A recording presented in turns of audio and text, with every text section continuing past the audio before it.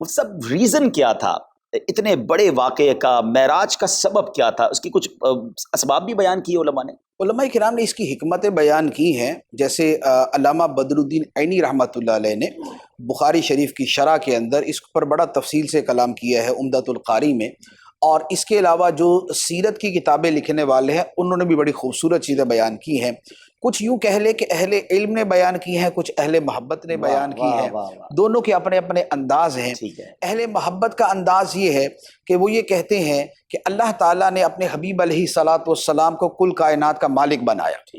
کہ قرآن کے اندر اللہ تعالیٰ نے فرمایا انا اعطیناک الکوثر، اے حبیب بے شک ہم نے آپ کو بڑی کثرت کے ساتھ عطا فرما دیا۔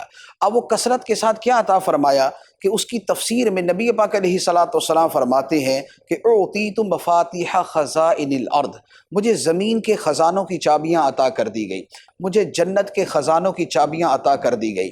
تو یوں ایک اس قدر وسیع عطاؤں کا سلسلہ ہے جو نبی پاک علیہ الصلاۃ والسلام کو دیا گیا، اور کیوں نہ ہو کہ رب فرماتا ہے وَكَانَ فَضْلُ اللَّهِ عَلَيْكَ عَظِيمًا، اے حبیب تمہارے اوپر اللہ کا فضل بڑا عظیم ہے۔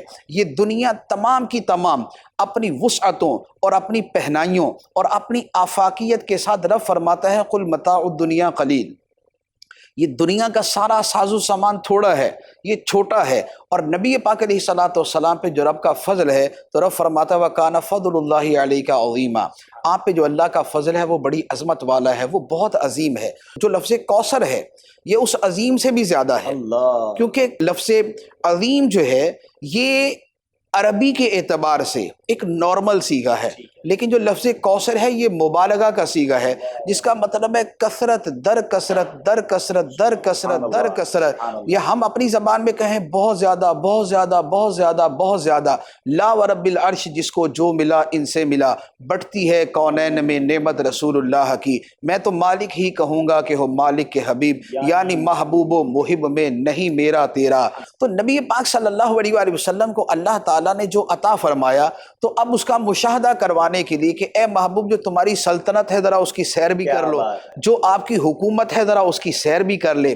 تو سلطنت المصطفیٰ فی ملکوت کل الورا، مخلوق کی جملہ بادشاہت کے اندر جو نبی پاک علیہ الصلاۃ والسلام کی حکمرانی ہے، جو آپ کی سلطنت ہے، جو آپ کا اقتدار ہے، جو آپ کا اختیار ہے، تو اس کا مشاہدہ کروانے کے لیے اللہ تعالیٰ نے یہ سیر کروائی۔ تو یہ اہل محبت کے اعتبار سے اس کی تعبیر ہے۔ اہل علم یہ کہتے ہیں، جو دوسری تعبیر ہے وہ یہ ہے کہ چونکہ نبی پاک صلی اللہ تعالیٰ علیہ وآلہ وسلم مکہ مکرمہ میں تھے اور آپ طائف تشریف لے گئے، اور طائف میں جو آپ کے ساتھ سلوک کیا گیا وہ نہایت برا تھا، جو آپ پہ ظلم کیا، آپ کی نالین مبارکین خون سے بھر گئی، آپ کا بدن اطہر جو ہے وہ لہو لہان ہو گیا۔ تو نبی پاک علیہ الصلاۃ والسلام اس پہ رنجیدہ تھے، غم زدہ تھے۔ اس کے ساتھ جو کفار مکہ کا رویہ تھا وہ بھی اسی طرح کا تھا کہ ان کی طرف سے بھی مسلسل ریشہ دوانیاں اور سختیاں اور شدتیں، اور صحابہ کرام کو تکالیف اور نبی پاک علیہ السلام کو تکالیف۔ تیسری طرف یہ ہوا کہ نبی پاک علیہ الصلاۃ والسلام کی زوجہ مطہرہ جو ہر مقام پہ آپ کے ساتھ کھڑی ہوتی تھی، سیدتنا خدیجہ الکبریٰ رضی اللہ تعالی عنہا، ان کا انتقال ہو گیا۔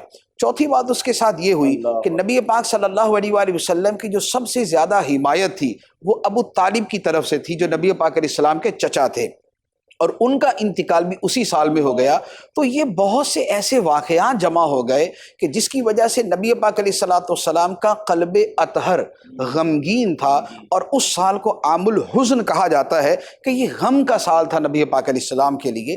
تو نبی پاک علیہ الصلاۃ والسلام کا غم زدہ ہونا یہ رب کو منظور نہیں۔ آقا کریم علیہ الصلاۃ والسلام جس شے کو چاہتے تھے رب عطا فرما دیتا تھا، آپ جس بات کی خواہش کرتے تھے اللہ تعالیٰ عطا کر دیتا تھا۔ حضرت عائشہ صدیقہ رضی اللہ تعالیٰ عنہا کی روایت ہے مسلم شریف کی، فرماتی ہیں ما ارا ربک الا یسارع فی ہواک، یا رسول اللہ میں دیکھتی ہوں کہ آپ کا رب آپ کی خواہش پوری کرنے میں بڑی جلدی کرتا ہے۔ تو نبی پاک صلی اللہ علیہ وآلہ وسلم کی جو قبولیت کا معاملہ ہے وہ یہ ہے۔ اور اعلیٰ حضرت رحمہ ایک جگہ پر بڑا خوبصورت اس کا جو ہے وہ منظر بیان فرماتے ہیں کہ خدا کی رضا چاہتے ہیں دو عالم، خدا چاہتا ہے رضا محمد۔ تو نبی پاک علیہ الصلوۃ والسلام کا قلب اطہر غمگین تھا، تو آپ کے مبارک دل کو خوشی پہنچانے کے لیے اور آپ کے اس غم کے ازالے کے لیے اور آپ کے اس رنج کو دور کرنے کے لیے اللہ تعالیٰ نے نبی پاک علیہ الصلوۃ والسلام کو اس قدر عظیم سیر کروائی کہ جس سے آپ کا قلب اطہر کھل اٹھا۔ اور اس میں جو بطور خاص غم کے ازالے کا سب سے بڑا طریقہ کیا ہوتا ہے؟ غم کے ازالے کا سب سے بڑا طریقہ یہ ہوتا ہے کہ انسان کو جو اس کی سب سے محبوب ترین شے ہے اسے ملا دیا جائے۔ واہ واہ واہ واہ۔ آپ کسی آدمی کو کچھ کھانے کو دے دیں، کوئی یا سیر کروا دیں یا کچھ بھی دے دیں، یہ ساری کی ساری چیزیں ایک طرف ہیں، لیکن اگر اس کی محبوب ترین ہستی اسے مل جائے اور اس سے شرف ملاقات حاصل ہو جائے اور شرف تکلم مل جائے تو اس سے بڑھ کر غم کو دور کرنے والی کوئی شے نہیں ہوتی، جسے کہا جاتا ہے لقاء الخلیل شفاء العلیل۔ واہ واہ واہ واہ، کیا دوبارہ اسا لقاء الخلیل شفاء العلیل، واہ واہ۔ کہ دوست کی ملاقات بیمار کی شفا ہوتی ہے۔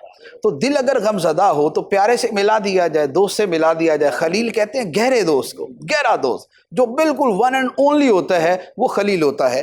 تو نبی پاک صلی اللہ تعالیٰ علیہ وآلہ وسلم نے خود فرمایا ہے کہ اے ابو بکر، اگر میں دنیا میں کسی کو اپنا خلیل بناتا تو تجھے بناتا، لیکن میرا خلیل اللہ ہے۔ تو نبی پاک علیہ الصلوۃ والسلام کی خلیل اللہ کی ذات ہے، اور لقاء الخلیل شفاء العلیل۔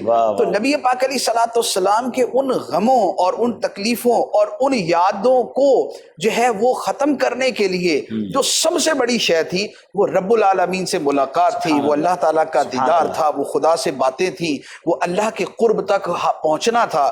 تو اللہ تعالیٰ نے اپنا قرب عطا فرما کے نبی پاک علیہ الصلوۃ والسلام کے وہ سارے غم جو ہیں وہ دور کر دیے۔